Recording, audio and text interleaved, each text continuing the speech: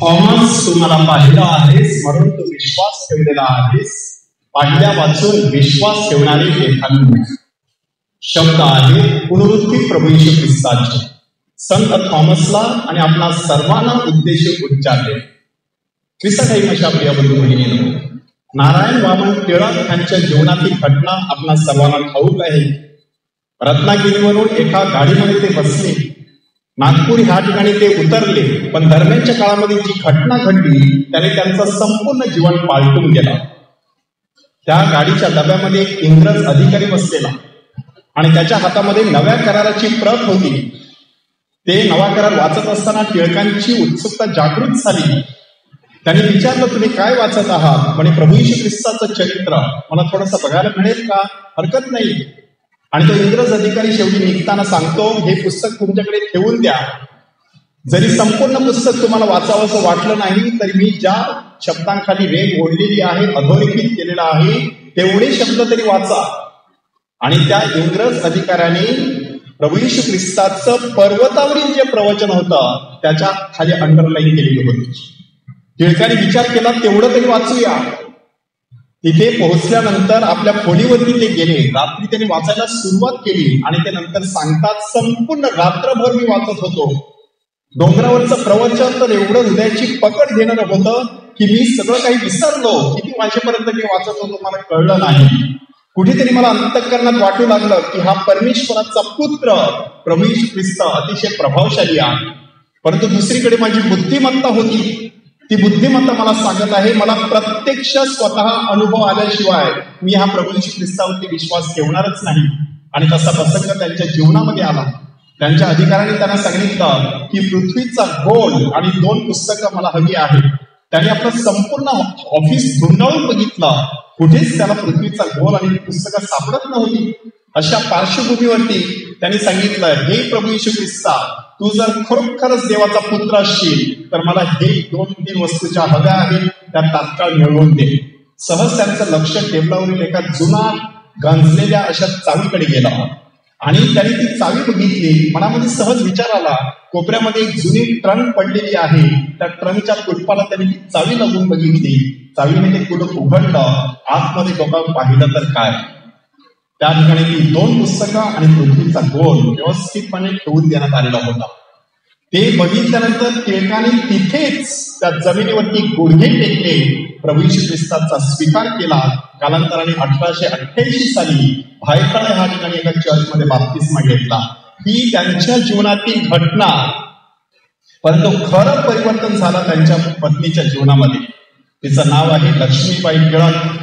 कालांतराने त्यांनी स्मृतिचित्र नावाचं पुस्तक लिहिलेलं आहे आणि त्या पुस्तकामध्ये त्यांनी सांगितलेलं आहे, सुरुवातीला मी त्यांना माझ्यापासून दूर ठेवायचे. त्यांची खाण्यापिण्याची भांडी आणि त्यांच्या सगळ्या वस्तू वेगळ्या, माझ्या सगळ्या वस्तू वेगळ्या. पण त्यांच्या जीवनामध्ये जो बदल झाला त्याची साक्षीदारी मी स्वतः आहे. कशा प्रकारे ते कट्टर होते, आपल्या धर्माविषयी आवेश बाळगणारे होते. नंतर ते केवढे सौम्य झाले, नम्र झाले, चांगल्या प्रकारचं जीवन जगू लागले, सर्वांना प्रेमाने आपुलकीने वागवू लागले. मला कुठेतरी वाटू लागलं त्यांना खरोखरच ख्रिस्त भेटलेला आहे. तो ख्रिस्त आता मला सुद्धा भेटावा, अशा प्रकारची इच्छा माझ्या मनामध्ये निर्माण झाली. दरम्यानच्या काळामध्ये त्यांनी सगळ्या अस्पृश्य लोकांना जवळ केलेलं, म्हणून मी त्यांना दूर लोटत होते.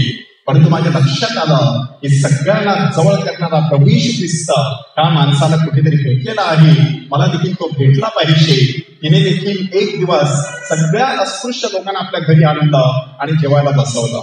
टिळक ज्या वेळेला बाहेरून आले आणि त्यांनी ते चित्र बघितलं तेव्हा त्यांनी जे वाक्य म्हटलं ते वाक्य शाळेतील आपल्या मराठीच्या पुस्तकामध्ये अगदी शीर्षका समान शोभणारं वाक्य, तू तर माझ्याही पुढे गेलीस. म्हणजे लक्ष्मीबाई टिळक सुद्धा त्या टिळकांच्या अनुभवामुळे एवढ्या स्पर्शून गेल्या, त्यांचं सुद्धा जीवन पालटून गेलं. हा संपूर्ण प्रसंग आजच्या दिवशी आपल्या समोर कशा करता उभा करण्यात आलेला आहे की एकीकडे माणसाला परमेश्वराचा अनुभव हवा असतो, परंतु तो अनुभव माणसाला आल्यानंतर माणूस तो अनुभव स्वतःपुरता मर्यादित ठेवू शकत नाही. प्रेषितांना तशा प्रकारचा अनुभव आला. त्यांनी तो अनुभव थॉमसला सांगितला. थॉमसला वैयक्तिक अनुभव हवा होता. प्रभू येशू ख्रिस्ताने त्याची ती सुद्धा इच्छा पूर्ण केली आणि नंतर थॉमस संत थॉमस आपल्या भारताचा प्रेषित बनला. आज भारतभर ख्रिस्ती धर्म पसरलेला आहे. एका माणसाचं परिवर्तन संपूर्ण जगामध्ये नवजीवन संचारू शकते. त्याचं हे सुंदर असं उदाहरण आहे. आजची तिन्ही वाचनं जी आहे त्या तिन्ही वाचनामध्ये आपल्या चिंतनासाठी भरपूर काही देण्यात आलेलं आहे. कारण आज दैवी दयेचा सण साजरा केला जात आहे. इसवी सन 2000 साली पोप जॉन पॉल दुसरे यांनी सिस्टर फॉस्टिना कोवाल्स्का हिला संत म्हणून, दैवी दयेची संत म्हणून घोषित केलं. त्याच वेळेला त्यांनी असंही सांगितलं की गुड फ्रायडेच्या दिवशी हा नोवेना सुरू करावा. त्या दिवशी येशूच्या कुशीमध्ये भाला भोसकण्यात आला. त्याच्या हृदयातून रक्त आणि पाणी वाहिलं. ते संपूर्ण चित्र सिस्टर फॉस्टिना हिला प्रत्यक्ष दिसलं. म्हणून त्या दिवशी तो नोवेना सुरू केला जातो. आणि आज त्याच कुशीमध्ये बोट घातल्या वाचून मी विश्वास ठेवणार नाही असा थॉमस त्या ठिकाणी भेटतो. आणि तो थॉमस त्या ठिकाणी सांगतो की माझा प्रभू माझा देव. म्हणून आजच्या दिवशी दैवी दयेचा सण ख्रिस्त सभा साजरा करत आहे.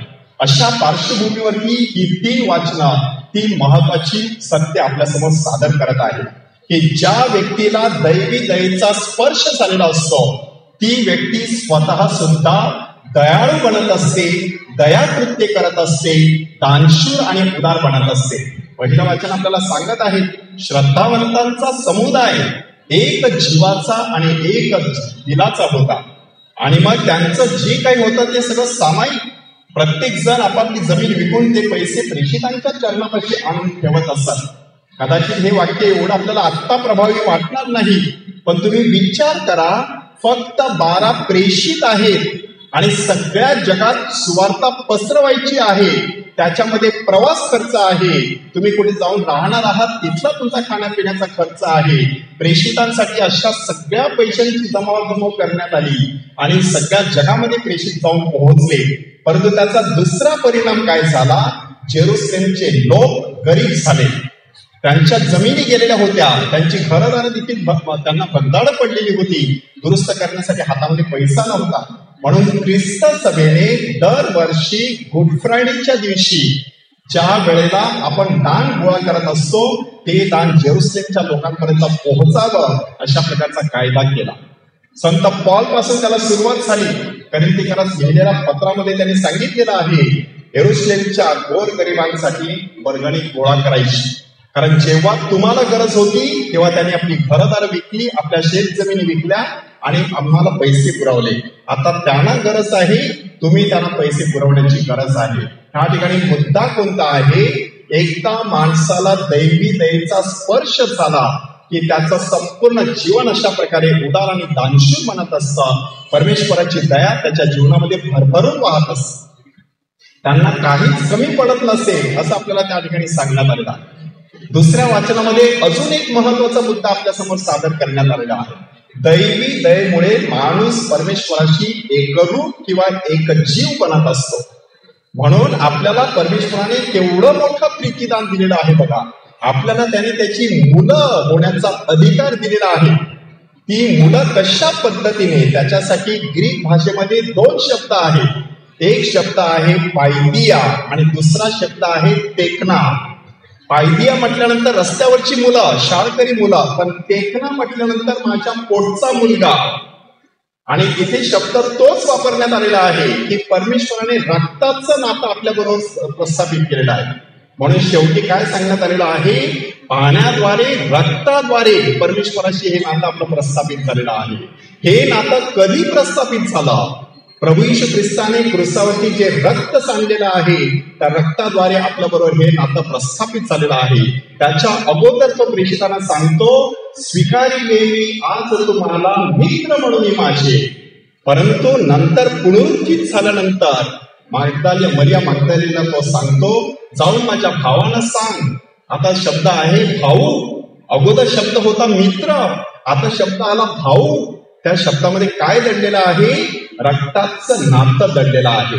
परमेश्वराने आपल्या पुत्राच्या रक्ताद्वारे त्याच्या बरोबर आपलं रक्ताचं नातं जुळवलेलं आहे. आज रक्ताची नाती कोणत्या थराला पोहोचलेली आहे त्याचा नुसतं तुम्ही विचार करा. माणूस माणसाला विसरत आहे, भाऊ भावाविरुद्ध उभा ठाकत आहे, आई आणि मुलगी एकमेकांविरुद्ध उभी ठाकत आहे, सून आणि सासू ही सगळी रक्ताची नाती प्रभू येशू ख्रिस्ताच्या अतिमौल्यवान रक्ताद्वारे ते अति पवित्र होणं गरजेचं आहे.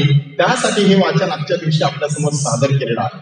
कळस गाठण्यात आलेला आहे शुभवर्तमानाद्वारे, की ज्यामध्ये पुनरुत्थित प्रभू येशू ख्रिस्त आपल्याला जणू काही सांगत आहे, दैवी दयेचा स्पर्श झाल्यानंतर तुम्हाला 5 देणग्या मिळत असतात.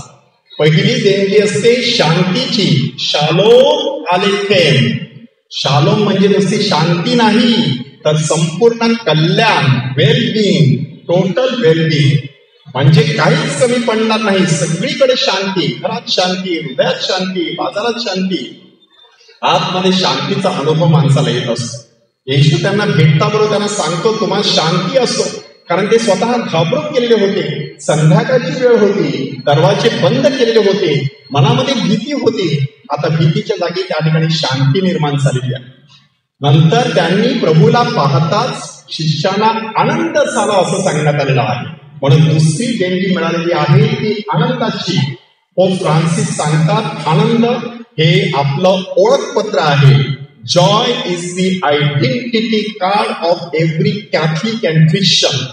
म्हणजे जर खरोखरच आपण स्वतःला ख्रिस्ती आणि कॅथलिक म्हणवत असू, तर आपले चेहरे दुर्मुखलेले, आपले चेहरे काळवंडलेले आणि आपले चेहरे लांबट असलेले चालणार नाही.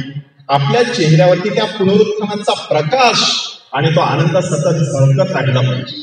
आणि मग त्यानंतर त्याने प्रभू येशू ख्रिस्ताने त्यांना तिसरी देणगी दिली, पवित्र आत्म्याची देणगी. येशूने आपल्या शिष्यांवरती फुंकर घातली आणि त्यांना म्हटले, पवित्र आत्म्याचा स्वीकार करा. तोपर्यंत ते एकाकी पडलेले, आता त्यांना स्वर्गीय सोबती लाभलेला आहे. ही आपणा सर्वांसाठी गुड न्यूज आहे. कोणताच ख्रिस्ती माणूस असं कधी म्हणू शकणार नाही, मी एकटा आहे, मी एकटी आहे. आम्ही कम्युनियन वाटण्यासाठी गावामध्ये कधी कधी जात असतो आणि एखादे आपले बंधू बिछाणाला खेळलेले असतात आणि ते सांगतात, फादर खूप एकटं वाटते. आणि आम्ही त्यांना सांगतो, तुम्ही एकटे नाही, ख्रिस्त सभा तुमच्यासाठी प्रार्थना करत आहे. मी ख्रिस्त सभेचा प्रतिनिधी म्हणून तुम्हाला भेटण्यासाठी आलेलो आहे. म्हणजे अशा प्रकारे सगळ्या ख्रिस्ती व्यक्तींना जाणवलं पाहिजे, आपण एकटे नाही. बाप्तिस्म्याच्या वेळेला आपल्याला पवित्र आत्मा देण्यात आलेला आहे, तो आपला सातत्याने सोबती असणार. चौथी देणगी देण्यात आलेली आहे मिशनची. जसं पित्याने मला पाठवलं तसं मी तुम्हाला पाठवलं असं येशू सांगत आहे. म्हणजे माणूस घरामध्ये बसून राहू शकत नाही. तुमच्याकडे एखादी आनंदाची बातमी असेल तर तुम्ही तुमच्या घरामध्ये बसून ती साजरी करू शकत नाही. सगळ्यांना सांगत सुटता, चटकन आपल्या मोबाईलवरती प्रसारित करत असता. तसं प्रभू येशू ख्रिस्ताने सांगितलेलं आहे, जा सर्व जगाला ही सुवार्ता सांगायची आहे. माणसाने मात्र तपासून पाहिलं पाहिजे, do I have a good news to give to the world. जगाला देण्यासाठी माझ्याकडे कुठली गुड न्यूज आहे का? मला पहिली ती गुड न्यूज मिळालेली आहे का? ती घेऊन मला तो झेंडा फडकावायचा आहे. आणि मग 5वं महत्वाचं असं वरदान प्रभू येशू ख्रिस्ताने दिला, पापक्षमेचं. ज्या कोणाच्या पापांची तुम्ही क्षमा करता त्यांची क्षमा झाली आहे, ज्यांची तुम्ही तशीच ठेवता ती तशीच राहिलेली आहे. हा माणसाचा अनुभव आहे की नाही बघा. ज्यांना तुम्ही क्षमा करून सोडून दिलेला आहे त्याचं तुम्हाला काय आठवत पण नाही. एकत्र येतात, तुम्ही एकत्र सगळं काही व्यवस्थित करता, ते आठवत सुद्धा नाही. पण ज्यांना क्षमा केलेली नाही तो माणूस समोर दिसल्यानंतर तळपायाची आग मस्तकाला भिडत असते, रक्त तापायला सुरुवात होत असते, माणूस बेचैन होत असतो, अस्वस्थ होत असतो. हे सगळं कशामुळे आहे? ज्या कोणाच्या पापांची तुम्ही क्षमा केली नाही ती तशीच राहिलेली आहे. ती क्षमा करण्याची गरज आहे. तो अधिकार प्रभू येशू ख्रिस्ताने आपल्याला ह्या ठिकाणी दिलेला. त्यासाठी सुंदर असं उदाहरण आता आपल्यासमोर उभं आहे, संत थॉमसचं. 3 महत्वाच्या गोष्टी संत थॉमस विषयी आपल्याला समजून घेणं गरजेचं आहे. 10 प्रेषित गुपचूप बसलेले, हा मात्र बाहेर जेरुसलेम मध्ये उजळ माथ्याने फिरत होता. धैर्यशील असा माणूस, ज्याने सांगितलं जाऊ आपण आणि मरू त्याच्या बरोबर, अशा प्रकारचा तो संत थॉमस. तिथे आल्यानंतर सुद्धा सांगतो, नुसतं तुम्ही सांगता त्याच्यावर मी विश्वास ठेवणार नाही, मला प्रत्यक्ष बघायचंय. प्रत्यक्ष बघितल्यानंतर मात्र तो विरघळला आणि त्याच्या तोंडून सुंदर असे अमृतमय शब्द बाहेर पडले, माझा प्रभू आणि माझा देव. मराठीमध्ये हे शब्द एवढे सोपे वाटतात.